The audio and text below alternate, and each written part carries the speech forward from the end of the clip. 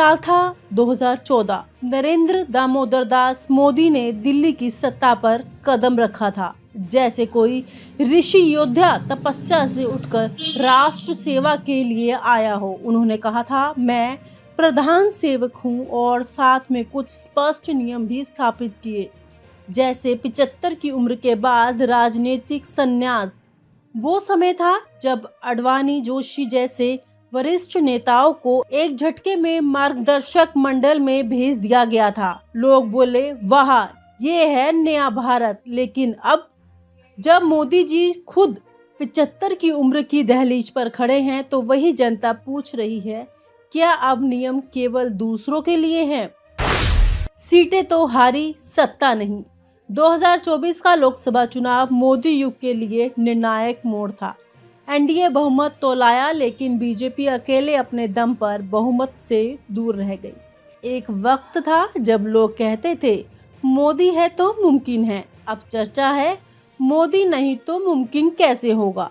Party की सीटें घटी, विपक्ष मजबूत हुआ, लेकिन सबसे बड़ी बात ये थी कि पहली बार मोदी ब्रांड को टक्कर मिली।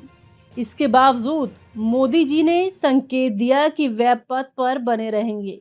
ना तो आरएसएस की दबी हुई नसीहतें असर कर पाई, और ना जनता के भीतर उठते बदलाव के स्वर। 2014 में मोदी ने खुद एक minimum governance maximum about liberty का फार्मूला दिया था, जिसमें उम्र सीमा प्रमुख थी। उन्होंने पार्टी में स्पष्ट किया था कि 75 की उम्र के बाद सक्रिय राजनीति नहीं, बल्कि मार्गदर्शन की भूमिका होगी।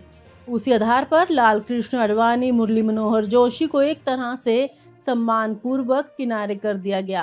पर अब खुद जब मोदी उस उम्र की सीमा पर पहुंचे हैं, तो क्या नियम बदल जाएंगे? अगर बदलते हैं तो फिर यह एक नेता एक नियम नहीं, बल्कि एक नेता अनेक छूट हो गए। आरएसएस की नाराजगी भगवा से भगोड़ा। आरएसएस, जो भाजपा की वैचारिक मां है, वह वर्षों से सत्ता के पीछे एक नैतिक शक्ति के रूप में काम करती आई है। लेकिन हालिया घटनाओं में संघ प्रमुख मोहन भागवत के कुछ बयानों में व्यंग झलकने लगे। सत्ता सेवा का माध्यम होनी चाहिए, भोग का नहीं, ऐसा उन्होंने नागपुर में कहा। जानकारों का कहना है कि यह इशारा मोदी की ओर था, लेकिन मोदी इनकी छवि अब व्यक्ति के नाम पर पार्टी की हो गई है। शायद अब आरएसएस से ऊपर खुद को मानते हैं। तेजी से ढलता हुआ सितारा। कभी मोदी ब्रांड मतलब गारंटी, हर चुनाव, हर योजना, हर भाषण उन्हीं के नाम पर। लेकिन अब जब देश बेरोजगारी, महंगाई, गिरते सामाजिक सौहार्द से जूझ रहा है, और जब SC ST OBC की आवाज़ें नए स्वर में उभर रही हैं, मोदी की करिश्माई पकड़ पहले जैसी नहीं रही। सोशल मीडिया पर वो उत्साह नहीं दिखता। युवा मतदाता अब पूछने लगे हैं, 20 साल से एक ही चेहरा, क्या यही है नया भारत? विपक्ष की एकजुटता, मोदी के विरोध, मोदी के कारण। 2024 के बाद विपक्ष ने जाना कि मोदी की छवि जितनी सशक्त थी, अब उतनी ही थकी हुई है। इंडिया गठबंधन, जो कभी सिर्फ एक प्रयोग था, अब एक जमीनी शक्ति बनकर उभर रहा है। नीतीश कुमार जैसे नेता जो बीजेपी के साथ थे, अब खुलकर सवाल कर रहे हैं। कांग्रेस, सपा, आप और अन्य दल मोदी की उम्र और नियमों को लेकर भाजपा पर हमला कर रहे हैं। जो अपने नियम नहीं मानते, वो संविधान कैसे मानेंगे? भारत के भीतर असंतोष, चुप लेकिन जीवित। भारत में गूंज रही है एक खामोशी जो तूफान से पहले की हो सकती है। भारत से युवा नेता, जिनकी उम्मीद थी 2024 के बाद उन्हें आगे बढ़ने का मौका मिलेगा, वह अब हताश हैं। शिवराज सिंह चौहान, मनोहर लाल खट्टर, नितिन गडकरी जैसे सीनियर लीडर अब या तो शांत है या हाशिए पर। क्या भाजपा अब केवल एक व्यक्ति की पार्टी बनकर रह चुकी है? और अगर हाँ, तो उस व्यक्ति के रिटायर होने से लोकतंत्र की जो रफ्तार है, क्या वो धीमी हो गई है? जनता का मन परिवर्तन चाहती है, पर विकल्प। सड़कों पर, बसों में, कॉलेजों, कैंपस में और टीवी डिबेट्स में एक सवाल आम है, क्या मोदी को अब रिटायर होना चाहिए? लेकिन इसके जवाब में एक और डर है, तो फिर कौन? यह कोई विकल्प नहीं कि मानसिकता मोदी को कुर्सी पर बनाए रखने का सबसे बड़ा सहारा है। ये इस डर को भलीभांति समझते हैं और इसी का इस्तेमाल करते हैं। अस्थिरता से तो मैं ही सही। सीटें तो हारी, सत्ता नहीं। 2024 का लोकसभा चुनाव मोदी युग के लिए निर्णायक मोड़ था। एनडीए बहुमत तो लाया, लेकिन बीजेपी अकेले अपने दम पर बहुमत से दूर रह गई। एक वक्त था जब लोग कहते थे मोदी है तो मुमकिन है। अब चर्चा है मोदी नहीं तो मुमकिन कैसे होगा। पार्टी की सीटें घटी, विपक्ष मजबूत हुआ, लेकिन सबसे बड़ी बात ये थी कि पहली बार मोदी ब्रांड को टक्कर मिली। इसके बावजूद मोदी जी ने संकेत दिया कि वे पद पर बने रहेंगे। ना तो आरएसएस की दबी हुई नसीहतें असर कर पाई और ना जनता के भीतर उठते बदलाव के स्वर। 2014 में मोदी ने खुद एक minimum governance maximum about liberty का फार्मूला दिया था, जिसमें उम्र सीमा प्रमुख थी। उन्होंने पार्टी में स्पष्ट किया था कि 75 की उम्र के बाद सक्रिय राजनीति नहीं बल्कि मार्गदर्शन की भूमिका होगी। उसी आधार पर लाल कृष्ण आडवाणी, मुरली मनोहर जोशी को एक तरह से सम्मानपूर्वक किनारे कर दिया गया। पर अब खुद जब मोदी उस उम्र की सीमा पर पहुंचे हैं तो क्या नियम बदल जाएंगे? अगर बदलते हैं तो फिर यह एक नेता एक नियम नहीं बल्कि एक नेता अनेक छूट हो गए। आरएसएस की नाराजगी भगवा से भगोड़ा। आरएसएस जो भाजपा की वैचारिक मां है, वह वर्षों से सत्ता के पीछे एक नैतिक शक्ति के रूप में काम करती आई है। लेकिन हालिया घटनाओं में संघ प्रमुख मोहन भागवत के कुछ बयानों में व्यंग झलकने लगे। सत्ता सेवा का माध्यम होनी चाहिए, भोग का नहीं, ऐसा उन्होंने नागपुर में कहा। जानकारों का कहना है कि यह इशारा मोदी की ओर था, लेकिन मोदी इनकी छवि अब व्यक्ति के नाम पर पार्टी की हो गई है। शायद अब आरएसएस से ऊपर खुद को मानते हैं।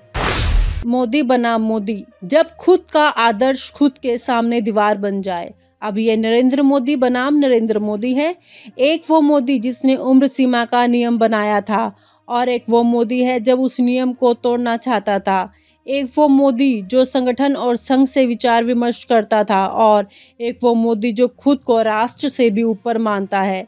यह टकराव को राष्ट्र से भी ऊपर मानता है। ये टकराव केवल सत्ता का नहीं बल्कि आदर्श और आत्ममंथन का है। क्या 2029 में भी मोदी? क्या 2029 के चुनाव में भी वही चेहरा, वही नाम, वही शैली दोहराई जाएगी? क्या भारत एक राजनीतिक सुबह देखेगा जहां नेता खुद की बनाई लक्ष्मण रेखा को लांघने से इनकार करेगा? यह सवाल मोदी से है, लेकिन जवाब देना देश को है, क्योंकि आखिर में जनता ही असली सत्ता होती है। भारतीय जनता पार्टी की राजनीति में पिछले कुछ वर्षों में कई बड़े बदलाव देखने को मिले हैं। केंद्र में नरेंद्र मोदी और अमित शाह की जोड़ी ने पार्टी को अभूतपूर्व सफलता दिलाई है, लेकिन राज्यों में नेतृत्व के चयन और नीतिगत फैसलों को लेकर कई बार विवाद भी सामने आए हैं। इस समय राजस्थान के मुख्यमंत्री भजन लाल शर्मा और मध्य प्रदेश के मुख्यमंत्री मोहन यादव की स्थिति चर्चा का केंद्र बनी हुई है। दोनों ही अमित शाह के करीबी माने जाते हैं, लेकिन राष्ट्रीय स्वयंसेवक संघ की बढ़ती भूमिका और पार्टी के भीतर चल रही सियासी हलचल ने इनकी कुर्सी पर संकट के बादल मंडराने शुरू कर दिए हैं। इस लेख में हम इस कहानी को विस्तार से समझेंगे, जिसमें भाजपा की आंतरिक राजनीति, संघ की भूमिका, दोनों मुख्यमंत्रियों की चुनौतियां और भविष्य में संभावित परिवर्तनों का गहन विश्लेषण शामिल है। शाह के शिष्य सत्ता में लेकिन संकट में। भाजपा की रणनीति में अमित शाह का प्रभाव किसी से छिपा नहीं है। उनकी संगठनात्मक कुशलता और चुनावी रणनीतियों ने पार्टी को देश के कोने कोने में मजबूत किया है। लेकिन शाह की रणनीति का एक पहलू यह भी रहा है कि उन्होंने कई बार अप्रत्याशित नेताओं को बड़े पदों पर नियुक्त किया, जिससे पार्टी के भीतर असंतोष की भावना भी पनपी। भजन लाल शर्मा और मोहन यादव इसका जीता जागता उदाहरण है। भजन लाल शर्मा राजस्थान का नया चेहरा। राजस्थान में 2023 के विधानसभा चुनावों में भाजपा की जीत के बाद भजन लाल शर्मा को मुख्यमंत्री पद के लिए चुना गया। यह फैसला कई मायनों में चौंकाने वाला था। भजन लाल एक नए विधायक थे जिनका राजनीतिक अनुभव सीमित था। पार्टी के कई वरिष्ठ नेता जैसे वसुंधरा राजे, जो पहले 2 बार मुख्यमंत्री रह चुकी थीं, इस रेस में पीछे छूट गईं। भजन लाल की नियुक्ति को शाह की रणनीति का हिस्सा माना गया, जिसमें वह नए चेहरे को सामने लाकर पुराने नेताओं के प्रभाव को कम करना चाहते थे, लेकिन इस फैसले ने पार्टी के भीतर असंतोष को जन्म दिया। वसुंधरा समर्थक खेमे ने इसे अपनी उपेक्षा माना और यह असंतोष समय समय पर सामने आता रहा। मोहन यादव मध्य प्रदेश में शिवराज का उत्तराधिकारी। मध्य प्रदेश में मोहन यादव की नियुक्ति भी कम चौंकाने वाली नहीं थी। 16 वर्षों तक मध्य प्रदेश के मुख्यमंत्री रहे शिवराज सिंह चौहान को हटाकर मोहन यादव को कमान सौंपना एक बड़ा सियासी दांव था। शिवराज की लोकप्रियता और उनके द्वारा शुरू की गई योजनाओं जैसे लाडली बहना योजना ने उन्हें जनता के बीच एक मजबूत नेता बनाया था। लेकिन शाह और पार्टी के शीर्ष नेतृत्व ने यह फैसला लिया कि अब नए नेतृत्व को मौका देना चाहिए। मोहन यादव, जो पहले शिवराज सरकार में उच्च शिक्षा मंत्री थे, उन्हें मुख्यमंत्री बनाया गया। उनकी नियुक्ति को भी शाह की रणनीति से जोड़ा गया क्योंकि यादव उनके करीबी माने जाते हैं। हालांकि दोनों मुख्यमंत्रियों की नियुक्ति ने जहां शाह की रणनीति को मजबूती दी, वहीं यह भी साफ हो गया कि उनकी कुर्सी इतनी आसान नहीं होगी। पार्टी के भीतर और बाहर की चुनौतियां, साथ ही संघ की बढ़ती भूमिका ने इनके लिए रास्ते को कठिन बना दिया है। राजस्थान में भजनलाल शर्मा को चुनौतियां। भजनलाल शर्मा की सरकार को राजस्थान में कई मोर्चों पर चुनौतियों का सामना करना पड़ रहा है। उनकी नियुक्ति के बाद से ही यह सवाल उठने शुरू हो गए थे कि क्या एक नए नेता के पास इतने बड़े और जटिल राज्य को चलाने का अनुभव है। मध्य प्रदेश में मोहन यादव की रणनीति। मध्य प्रदेश में मोहन यादव ने सत्ता संभालते ही तेज 16 साल तक शिवराज सिंह चौहान की विरासत को आगे बढ़ाने की कोशिश की, लेकिन साथ ही उन्होंने अपनी अलग छाप छोड़ने की भी कोशिश की। मोहन यादव को भी पार्टी के भीतर शिवराज समर्थकों के असंतोष का सामना करना पड़ रहा है। शिवराज की लोकप्रियता इतनी थी कि उनके समर्थक अब भी उन्हें मुख्यमंत्री के रूप में देखना चाहते हैं। मोहन ने इस चुनौती से निपटने के लिए शिवराज की कुछ नीतियों का अपनाया, लेकिन साथ ही अपनी अलग पहचान बनाने की कोशिश भी की। संघ की भूमिका और शाह की रणनीति। भाजपा और राष्ट्रीय स्वयंसेवक संघ का रिश्ता हमेशा से जटिल रहा है। संघ को भाजपा का वैचारिक आधार माना जाता है और पार्टी के कई बड़े नेता संघ की पृष्ठभूमि से आते हैं। लेकिन पिछले कुछ वर्षों में अमित शाह और नरेंद्र मोदी की जोड़ी ने पार्टी को अधिक राजनीतिक और चुनाव केंद्रित बनाया है। यह रणनीति जहां एक ओर सफल रही, वहीं इसने संघ के साथ कुछ तनाव भी पैदा किए। संघ चाहता है कि भाजपा संगठनात्मक मूल्यों पर आधारित हो। इसका मतलब है कि पार्टी को हिंदुत्व, राष्ट्रवाद और सामाजिक समरसता जैसे मुद्दों को प्राथमिकता देनी चाहिए। साथ ही संघ चाहता है कि पार्टी के कार्यकर्ताओं और नेताओं को नीतिगत फैसलों में शामिल किया जाए। लेकिन शाह की रणनीति अधिक व्यवहारिक और चुनाव केंद्रित रही है। उन्होंने कई बार नए चेहरों को मौका दिया और पुराने नेताओं को दरकिनार किया, जिससे संघ के कुछ नेताओं में असंतोष पैदा हुआ। अमित शाह की रणनीति का केंद्र बिंदु है नए नेतृत्व को मौका देना और पुराने नेताओं के प्रभाव को कम करना। भजनलाल शर्मा और मोहन यादव की नियुक्ति इसका उदाहरण है। शाह का मानना है कि नए चेहरे पार्टी को नई ऊर्जा दे सकते हैं और जनता के बीच नई छवि बना सकते हैं। लेकिन इस रणनीति ने पार्टी के भीतर और संघ के साथ कुछ तनाव पैदा किए हैं। संघ की वापसी। पिछले कुछ महीनों में संघ की भूमिका फिर से बढ़ती दिख रही है। सूत्रों के अनुसार संघ ने भजनलाल और मोहन यादव की नियुक्तियों पर पुनर्विचार शुरू कर दिया है। संघ का मानना है कि इन दोनों नेताओं को और समय देना चाहिए, लेकिन अगर इनका प्रदर्शन अपेक्षा के अनुरूप नहीं रहा तो नेतृत्व परिवर्तन की संभावना से इनकार नहीं किया जा सकता। भाजपा अध्यक्ष पद की दौड़ और संभावित परिवर्तन। भाजपा के राष्ट्रीय अध्यक्ष जेपी नड्डा का कार्यकाल जल्दी ही समाप्त होने वाला है।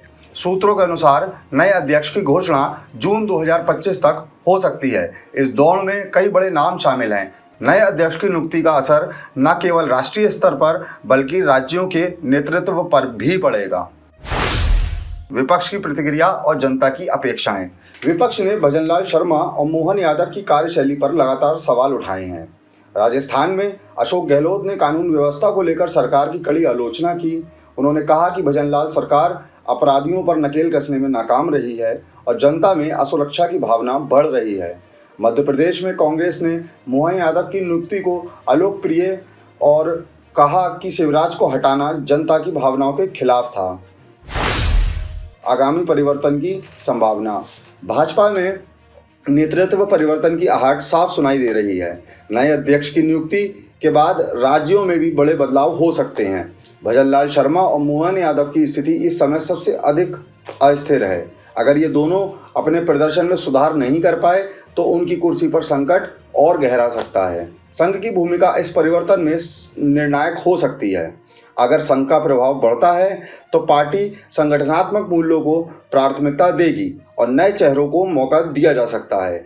वहीं अगर शाह की रणनीति हावी रही तो मौजूदा नेतृत्व को और समय मिल सकता है।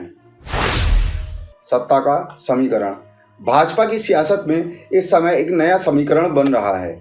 संघ और अमित शाह के बीच शक्ति संतुलन, नए अध्यक्ष की नियुक्ति और जनता की अपेक्षाएं मिलकर एक नई राजनीतिक तस्वीर उकेर रही है। भजनलाल शर्मा और मोहन यादव को अपनी स्थिति मजबूत करने के लिए अपने प्रदर्शन में सुधार करना होगा। अगर ये दोनों ऐसा करने में नाकाम रहे तो उनकी कुर्सी पर संकट और गहरा सकता है।